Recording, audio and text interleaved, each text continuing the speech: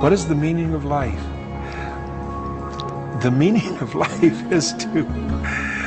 As a Christian, to me, the meaning of life is to know God and His Son, Jesus Christ. The meaning of life is to make a decision where you are going to spend eternity, plain and simple. The meaning of life is to be obedient to your God. To worship Him, to praise Him. Those who deviate from His path, they are dead, even if they call themselves alive. He is a God of judgment, He is a God of wrath, and a God of consequences. Let me think about that. If there is a God, I don't want to believe in Him unless He accepts all of us, instead of condemning the ones He wants to. Describe God. Describe? Describe God. Describe what? Describe God. I didn't get you. Brahma. Describe God? Oh. Describe God.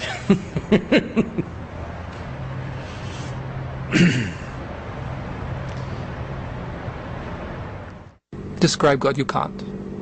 It is a ludicrous question. Good meaning of God, when people mean, when they say God is love, like in the Christian scriptures, or when the Muslims say Allah Rahman, God the merciful. If they mean by that sort of the power of love is the power of the universe, that isn't necessarily a person, doesn't have a plan, and also love doesn't necessarily control the beloved, it just wishes for the happiness of the beloved. So it's sort of a happiness energy that wishes for beings to be happy. If God is defined that way, then there's no question any religious person of any kind, whether they're theistic, or monotheistic or not, they would agree with that definition. The personal definition, like the angry God, the God of this tribe, that sort of thing, those things are a little bit problematic from an enlightened point of view. The great mystics of all the great world religions, Islam, Judaism, Christianity, Buddhism, none of them are afraid of God. God is not a person. He's not some sort of character who sits in a chair or something. God is certainly not a dead white male in the sky. He's not like some big old white dude sitting up there on a diamond gem-throated throne, you know, with a long beard, you know, looking, you know, all elegant and snooty and looking down on people. When you say describe God, you have a firm assumption that there is somebody sitting up there. This assumption has created enormous pain and suffering to human beings on this planet. So if there is something called creator, if there is a force or a person or a thing which is creating all this, where can it be?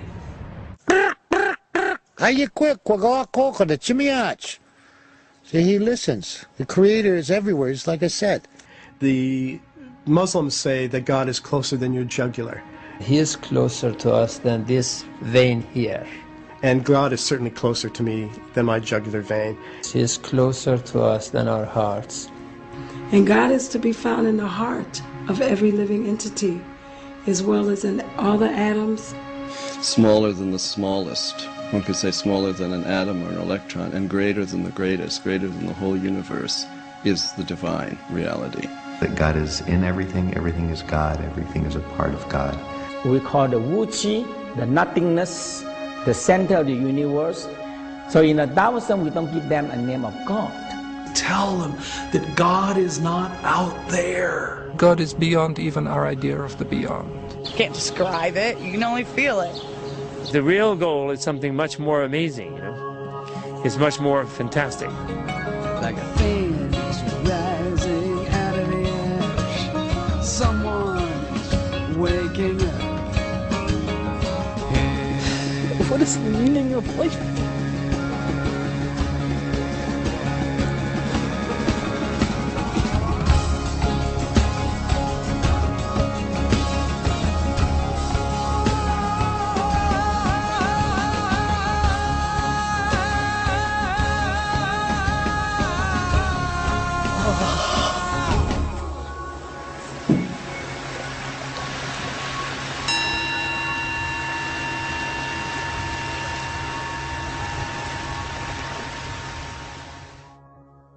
And so, about 3 years ago, we set out on this odyssey with nothing but a DV camera, 20 questions, and a mantra.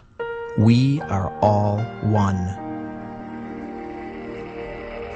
But what began as kind of a lark amongst friends to try to make an independent film, somewhere along the way turned into a life's journey. And what started out back then as a kind of kumbaya notion of oneness also grew into something much greater. Somewhere along the way, oneness became more colorful. It's 100% a fact that we are all one. Look, if you went to the moon and you looked from the moon at the Earth, you would see one Earth. You wouldn't see white people, black people, red people, monkeys, ants, flowers, bees, water, air, rain, non-rain, desert. You wouldn't see all of this. You would see one Earth.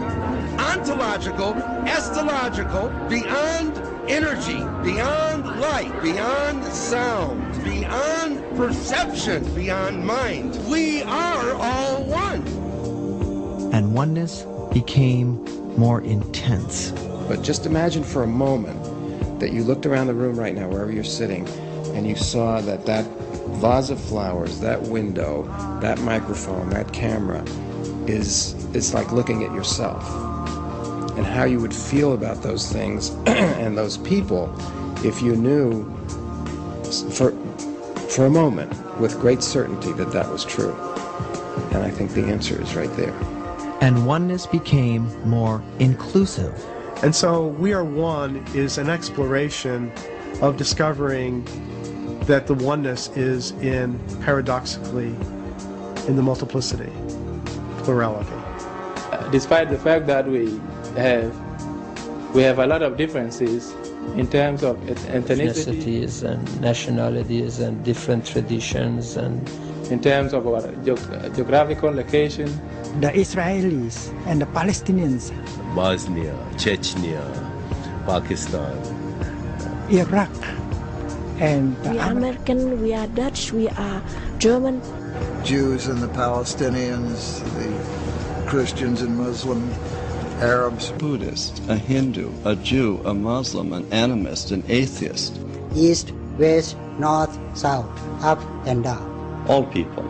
There are hundreds of languages, probably hundreds of races that exist in our world today. The fact remains that we are all one.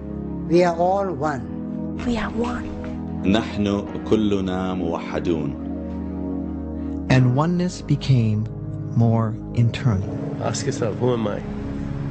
What do I want? And if you go really deep into this, who am I? Very deep into this, you'll realize you're not your body, you're not the mind, you're not even your personality. You're the infinite being. And oneness became richer and more beautiful than we could have ever imagined. We are all unique, each one of us different. And it's so wonderful that we're different. We may spring from the same oneness of our interiority, but as human beings, as individuals, every one of us is unique. We are different, that's what is beautiful about us. So at least let's enjoy the difference. If you learn to enjoy the difference, if you see that every human being is a unique human being, only once in the whole eternity, only once this kind of human being happens.